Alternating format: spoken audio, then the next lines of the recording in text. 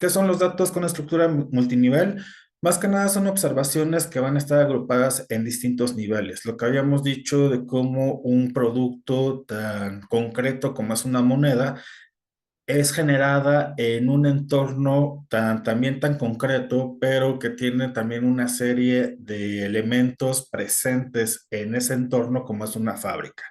Cuando nosotros tenemos esta comparación entre una fábrica y una moneda, vemos que para poder relacionar cómo es el proceso que nos lleva de una fábrica a una moneda, hay que colocar en esta cadena de que va de lo más abstracto que sería la fábrica, a lo más concreto que sería la moneda, hay que colocar una serie de actores, una serie de relaciones que nos permitan precisamente entender adecuadamente cómo de una fábrica salen esos elementos tan pequeños como son las monedas. ¿Qué va a permitir la estructura multinivel en un modelo jerárquico? Más que nada nos va a permitir modelar los efectos fijos y los efectos aleatorios en los datos. Los efectos fijos que, como hemos dicho, cuando tenemos un hospital, ese hospital va a tener ciertos elementos relacionados con cierta infraestructura que tiene, cierta infraestructura con la que fue equipado. En cierto momento, los efectos aleatorios tendrían que ver con ciertos elementos que están fuera del control del hospital. No, no tiene que ver con la prevención, no tiene que ver con que ellos hagan una campaña de prevención o situaciones así, con que hagan una campaña de vacunación.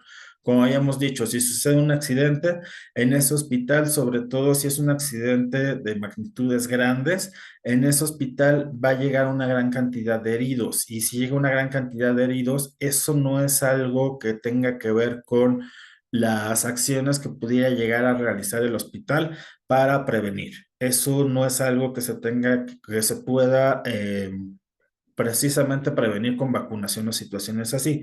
Ahí más que nada serían elementos aleatorios, pero la misma infraestructura del hospital, la misma cantidad de recursos humanos, de recursos materiales, nos ayudan a tener una visión más amplia de qué es lo que pudiera suceder en ese hospital ante determinadas eventualidades.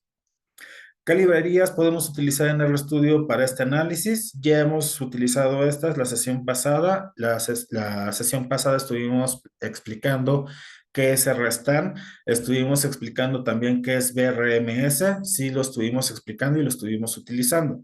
Entonces, digamos que vamos a seguirlo utilizando, vamos a seguirlo desarrollando junto con Tidy Valles, junto con ggplot2, junto con, en este caso, OpenXLSX, porque como habíamos dicho, en la primera sesión colocamos datos en la pantalla y con esos datos empezamos a trabajar. En esta sesión tenemos una base de datos que fue generada en Excel. Fue generada en Excel con un formato XLSX.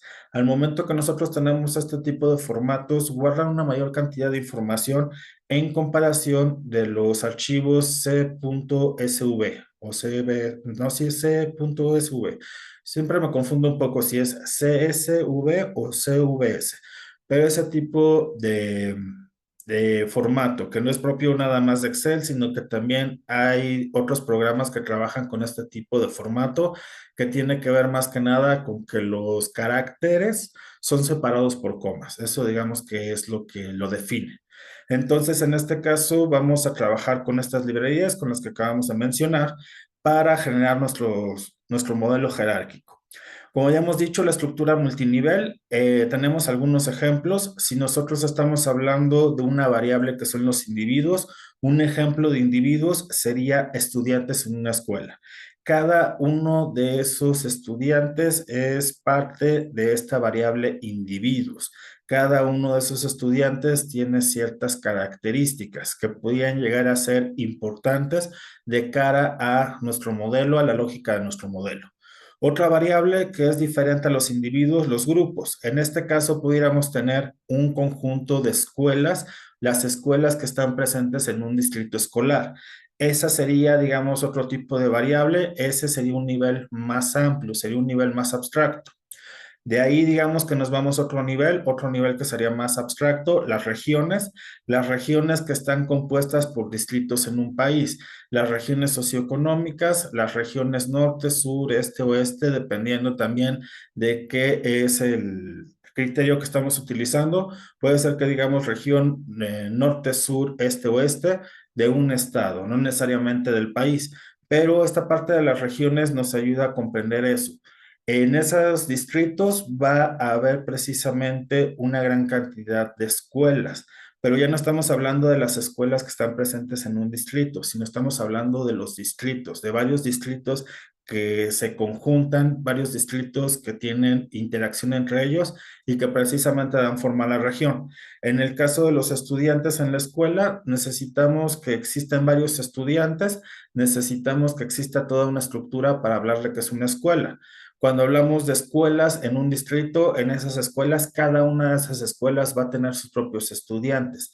Entonces es eso, cómo la estructura multinivel nos ayuda, dependiendo también del objeto de estudio de la investigación que nosotros estemos desarrollando, nos ayuda a ir integrando, porque es lo que vamos a hacer, nos ayuda a ir integrando ciertos elementos en donde, por así decirlo, va a estar contenido este nivel más pequeño que es el que pudiéramos llegar a investigar, porque en muchas ocasiones es lo que sucede.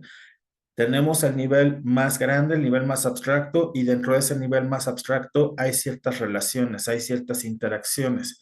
Esas relaciones, interacciones, incluso reacciones químicas, reacciones entre ciertos elementos, entre ciertas proteínas, lípidos, situaciones así, van a dar paso a una reacción. Eso, digamos, que es lo que nosotros tenemos que ir comprendiendo, que tenemos que ir asimilando, que tenemos que irnos apropiando cuando hablamos de las estructuras multinivel.